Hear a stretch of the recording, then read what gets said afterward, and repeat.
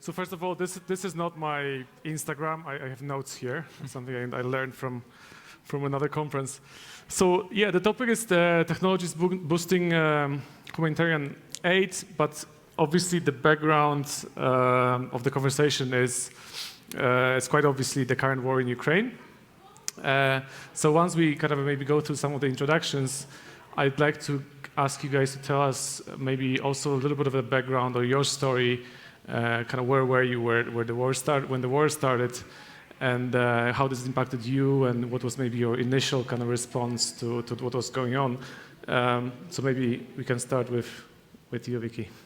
Yep. Hello, everyone, and my name is Monska, and practically I'm from the Polish tech community. However, majority of my life I spent in Ukraine, as I was born over there. And at the same time, I was looking for the startups over there. So this is practically how I met Lidiya, and she's going to tell you more about her story. However, when the war started, we were in the middle of Warsaw, and I was just desperate. I did not know what to do. My whole family is still over there. And the tech community came around, and thanks to the tech community, we have done a great job. But I think I will have more chance to talk about that later. Cool. Yeah. What about you? Okay. Yeah. Thanks. Hi, everyone. My name is Lydia Thurper from Skyworker. And as a founder and CEO of a early stage, like seed stage startup, I faced with a lot of problems when the war started, because at that moment we was in Kyiv, and the whole my team was there. And as the recruiting marketplace, which focused previously only on the Ukrainian developers, at one moment we understood that the whole activities on the platform stopped because the whole business was focused on another questions. And after the first few weeks, we understood that mostly all our clients decided to fraud in their hiring of Ukrainian developers. So we're faced with the challenge how we should quickly switch to new markets and develop our product on the European market. So we chose Polish market, and the last 3 months we are living in Warsaw and growing on the European market and recover all our previously metrics to the new level and even higher than it was previously. Yeah, that's why the old topic which connected with the tech hiring of the Ukrainian developers, it's my topic, and I hope that I will be able to talk more about it today. Thanks. Thanks, Lidiya. Hey, everyone. My name is Dmytro. I am a co-founder of a startup called Terpel. Terpel is the world's biggest marketplace for learning languages online with a teacher. If you want to learn German, English, French, you can go to our website. We originally started in Ukraine 9 years ago, and when the war started, I would say 150 people of our team out of 400 were located in Ukraine. So basically February 24th was the beginning of like a big contingency planning for us. How do we move people from Kyiv to western part of Ukraine, to Europe, and so on. And during the journey, we also took quite a lot of philosophical decisions that impacted our business pretty much on like how do you balance being a founder and making sure that you help your company to survive while also maintaining people's own autonomy to make their own decisions for their own lives. How do you maintain your communities of your clients if you are operating in countries which are at war? So I'll be super happy to share a little bit about that. And as our topic is more like technologies boosting humanitarian aid, I'll also share how that kind of more perceived social projects that businesses can do in tough situations can impact the business baseline, because we did some great initiatives that we didn't expect to be kind of reasonable for business, but they delivered pretty interesting business results for us. We'll be happy to share. Thanks. Yeah, I mean, let's jump right back into those stories. I think every one of us probably here have stories from the last kind of 3 months of this war. How your communities, but also the tech community specifically, has been helping, has been organizing to bring some relief and some help to folks both in Ukraine and also now in the neighboring countries, the refugees. is there anything that you specifically remember over those three months that kind of stands out, that think is interesting to share from this perspective of tech community again? I mean, like, I think I'm the only one over here who actually had to switch fully from running the tech company to running an NGO full time. And even though I've been working for a majority of startups and we were growing and scaling fast, like, plus 20 people in the next 3 months or whatever, however, this time I was sitting, because we had opened the first refugee center in Warsaw. And at some point I was sitting and figuring out that overnight I had to manage 300 people, which were literally just running around and trying to help. I was like, okay, what do I do with that? And thanks God, we were just talking about that yesterday. I do feel privileged being a part of this community and being a part of the technological community itself, because several calls and one of the top managers from Amazon was already in our place, was already helping us out. We had an incredible guys from Facebook taking and leaving their workplaces and going and helping with the policy management over here in Poland. Everything done by everyone was pro bono. And I was amazed. I would just enter the room sometimes, there would be like 50 people from different countries solving this problem, so solving the logistics, and all of them had a background in tech. So I think primarily tech community helped Ukraine at the very, very, very beginning of the crisis, and at least that was my experience. What about you? Lydia? You? Yeah, maybe you can. Maybe you, let's just switch the places. Yeah, let's do it. Let's make it more interactive. Cool. So I would say that my experience is like twofold. First of all, as a founder of the company, what did we do as a team to make sure that we make an impact? And secondly, what our employees and like our friends and the community itself was doing. So as a team, perhaps the toughest, but also the easiest decision for us was to cut all of the ties with Russia, because we had some business there. And it is not as obvious as it can sound, because as a language learning platform, you basically want to make sure that people in different countries have an access to learning languages, to be more open-minded, to read foreign media, and so on. But from the other side, if you continue doing business in the country, basically people pay taxes, and the taxes go to military.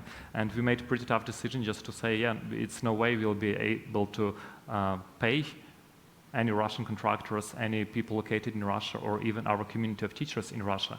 And while we believe that it was very tough from a philosophical standpoint, it is also very reasonable when you think a little bit deeper about that. And that decision also caused some of the kind of tension within the team, because we had people who were from Russia, and we continued working with them as long as they are not located in Russia. So we tried to make sure that we just don't kind of support any taxpayer in that region. And we also reduced commissions for every tutors from Ukraine. We also did some humanitarian classes for Ukrainians to learn languages. A few thousands of Ukrainians learn languages for free right now for practice. Yeah, and surprisingly, these initiatives helped our business to grow, because some of our B2B clients that we use in Preply saw that we are doing that humanitarian kind of projects, and they were saying, hey, we were selecting between you and another company, and we believe that our values are more aligned with your values. And we even did some pretty data-driven test on our own website. We have a header with the Ukrainian flag and a link to support Ukraine on every page of Preply.com. And when we launched it, everybody was super worried that our conversion rate will decrease on the website. We are a very data-driven organization, so we launched A/B test, a so-called non-inferiority A/B test. Like, we wanted to make sure that it doesn't drop conversion on our commercial pages. And it turned out it grows conversion. So like, people were more willing to buy if they saw that we are kind of supporting the country, the fight for freedom. And it was very surprising for us that some of the decisions made based on our values also had a positive impact on our business. That's about kind of business side. About community side, I think everybody in Ukraine was like super mobilized to just provide a lot of humanitarian aid for people on the ground, for people moving between countries, also for Ukrainian military. And for Ukrainians, it's super important. Ukrainians understand it very well, that to make sure that we don't have refugees everywhere and the country is safe, we need to have a strong military. And that was the primary focus of most of the Ukrainian entrepreneurs. And this war is very different. So one of the most popular items to move to Ukraine, to the front lines, was unmanned aerial vehicles, basically drones, to do intelligence and make sure that if there is artillery shelling or other troops moving towards Ukrainian borders, our military units know about that because it saves lives. So like it was very technological to some extent to understand how the drones work, how they are like working overall, and I think we have a good humanitarian fund called CoLUA, which was formed by the top product managers from Ukrainian IT companies, and they optimize for one single most important metric right now, which is very important for startups. It's time to market. So they try to deliver items from Europe to Ukraine as fast as possible, being pickup cars, drones, medical aids, helmets, or calvars. It's like their metrics that they're optimizing for. It's super important to be fast in the delivery of humanitarian aid right now. Yeah. Cool. Yeah. You've been almost, I think, from this group here personally the most directly impacted by this. Like, how have you seen the community maybe in Poland, the tech community in Poland? Has this been something that was a support for you to come in and be able to somehow transform the business into a completely different market in a couple of weeks? Now I have very important people in my life. I think they are one of my best friends, and I know that people only 3 months, but they made very big influence on my business, on the changing of my strategy of thinking and supporting my business, that it's still alive, it's profitable, and we are raising now investments even. So, and people who supported me the first and who sent me the first message after 1 hour of the first bombing of the Ukraine, it was the Polish partners of one VC fund.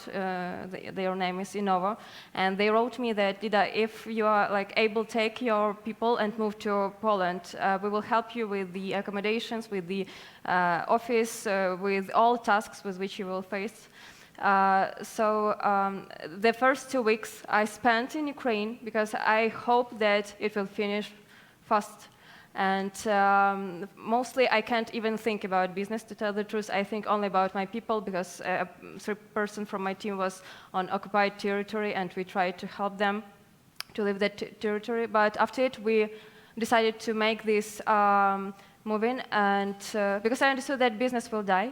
And we had this hard challenge at the beginning, when all Ukrainian companies, after the first few weeks, when they decided to return to working and making money to support Ukraine also, they understood that they can't hire Ukrainians. Also, the biggest challenge was for the outsourced companies, because all the customers told that they should frozen hiring of the Ukrainian developers. And I understood that, first of all, we should help the Ukrainian business to hire people in Poland and in Europe, for example, to support their business. And at another hand, I understood that the whole Ukrainian candidates now are very open for a new job. And we, at the first 1 month, we made a research of our 25 users from the Ukraine, developers, and they told 70% of them answered that they want to change job for working with the stable companies, mostly from the US and Europe. That's why with this fund, we created a new strategy how we will involve new candidates from the European market to the platform as users, and also we will involve the new stable companies from the US and European, UK market to the platform to help both of these sides and also to recover. And it's interesting that in April we returned to our previous metrics. In May we even have the good results, and I understood that in one case, I'm thinking about saving business at my people in my team, but in another case, all Ukrainian developers now, it's the very big force which support the whole Ukraine and the whole army, because as I know, 70% of the Ukrainian developers every month donating the money for different organizations, funds. They support civilians people, they support everybody. So for them it's very important to have a good salary to providing the same activities. And a lot of foreign organizations support Ukrainians also, but it's very important to know that Ukrainians each month spend, I think, the half of their salary sometimes for supporting another people, for helping their friends who are involved in the army also. Thanks. Cool. So we spoke a little bit about the privilege of the tech community and how, I guess probably one of the reasons that the community has been able to be so supportive, because we feel like we have this opportunity to be able to help. But Victoria, you've almost like completely switched into going to kind of more of a non-profit NGO career, if I can say. But also what I really liked when you told me about it is like how you want to apply a lot of the learnings from fundraising, startups into creating something that's going to be, even though possibly non-profit, but run in a way that you would imagine startups being run. You would imagine high growth and fast-growing companies to be run. How do you think about it, and what are the lessons that you think can be applied to some of the humanitarian initiatives from startups and from tech community? Well, I think first of all, managerial knowledge, which you receive basically, I don't know, during the first year while running the startup. It doesn't really matter whether you are like one of the first employees or you are the startup founder. It simply does not exist in the NGOs, and it's something where in the beginning, when we were trying to run it successfully, when we were trying to run whatever was happening, I jumped to the several NGOs and I was trying to make the collaboration because I did not want to run it. That was not my goal, right? I'm from tech. I can perfectly go to another tech company, be hired, run a tech company, and I love it. And then I sit over here and I understand that there is no one else who's capable of doing that fast with that efficiency. So at some point, I think we had to go with new learnings. Like, for instance, we had to have 2 people to manage 8 volunteers, which means practically we were spending 20% of human power for the pure operations only. And this thing could have been like a one tech app, right? You just do it, simple thing, which can ease it up so easily. Or the refugee house. So right now we are working with the government of Poland also and taking over the operations full cycle for the refugee house. We are still doing it in the on the freaking papers. And it's not because I don't know how to make a tech, or it's not because the Polish tech community is not supportive. It's like the best community ever. The point is that you need to go, make a project, and actually spread around the world. And when we're thinking, and we're talking right now only about the Ukrainian crisis, in fact, there is like 16 global crises which are connected to the refugees only. So it doesn't mean that this crisis is like the only one, or the first one, or the last one. It's also the second war which we are facing, guys. So like I felt at some point that in case I'm not going to take that lead, there is no one else. And even though it's fully not digitalized, well, that sounds like a great beginning of the story, I guess. But also, going back, there is also a bunch of the tech people who are running successfully NGOs. For instance, Nick Bilagorsky and his Nova Ukraine. They have fundraised more than $12 million of the aid for Ukraine, delivered it successfully. He is also the chief cybersecurity, director of cybersecurity in Google. Correct me if I'm wrong. And again, we're having the conversations, we're exchanging the knowledge, and I guess that's going to be the future of the NGO. It's run by the people who know how to deliver and how to make it efficient and transparent. Very cool. I want to make sure that we have some time for questions, so if anybody has any comments, questions, and in the meantime, we're going to continue. Lidia, you said a little bit about the tech, kind of the trends in the tech community in the engineering market in Ukraine. How do you see this in the next couple of months in how this is going to evolve? Like Ukraine is obviously very well known for the tech talent, for product talent. How do you think it's going to change? You mentioned some of the paradoxes that are happening right now, but where is this going, do you think? I think that, previously, during the last year, when I launched this product, I pitched on the each conferences for clients that this is the time of the candidate-oriented market when candidates are very overloaded of job proposals, and it's very hard to catch attention of the developer now for hiring. But now in Ukraine, it's firstly for my professional life when I faced the situation when the market became to be company-oriented, when candidates tried to find a new place for work, stable work, mostly with the foreign companies.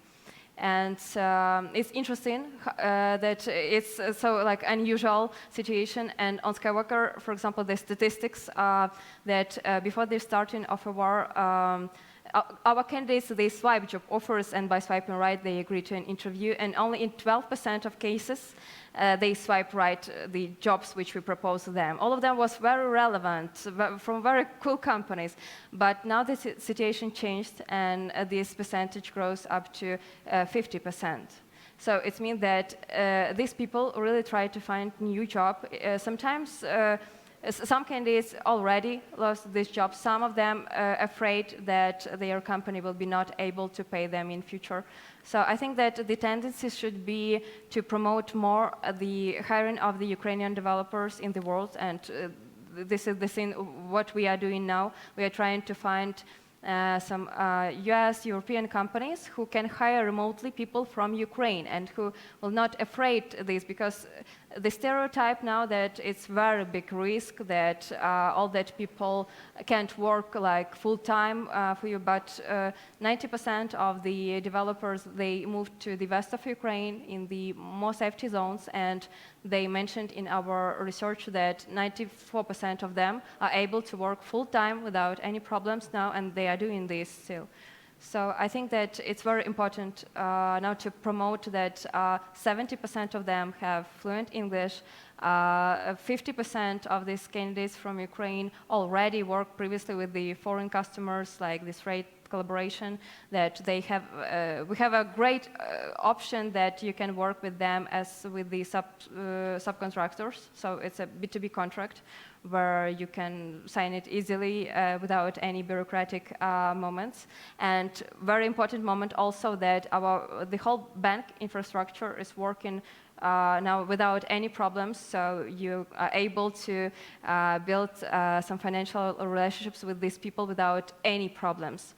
Yeah, and now I think that I'm one of the promoter of the hiring Ukrainian developers, because 77% of them are middle senior specialists. And I think that this is the best period to find amazing talent without that crazy competition which we previously had on the market. Yeah. Dmytro, maybe one question before we go to some kind of a summary. You've raised 100 million already? A little bit less. A little bit less than 100 million from the investors. And there's always been a conversation, even before the war, before everything, like the whole sustainability impacts conversation about for companies, and then making money, growing, and building their business.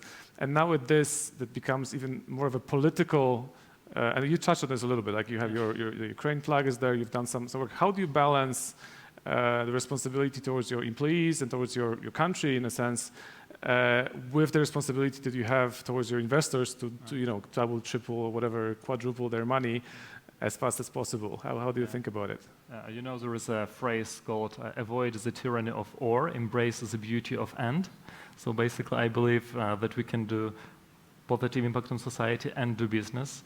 One of the very counterintuitive things for us in the company, our so-called North Star, the main metrics that everybody is optimizing for, is revenue. So we understand that if we earn money as a company, we'll be able to fulfill our mission, to fulfill our promise. So we shouldn't be afraid to make money. We shouldn't be scared about that. But we should make sure that in some of the tough decisions where we can get extra income, versus making some decisions which are not aligned with our values, we select values first. So values is things what people do when nobody's watching. I, as a co-founder in an organization of 100 people, I cannot stand behind every person and look what they're doing on their laptops. I rely on their best judgment and on their value set to be kind of responsible, to understand that we have a mission, but we also have a business targets, and they go together. So it's very interconnected.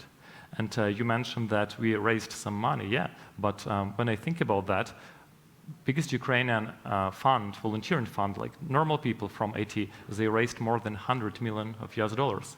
And we were talking about how technologies are involved in this crisis.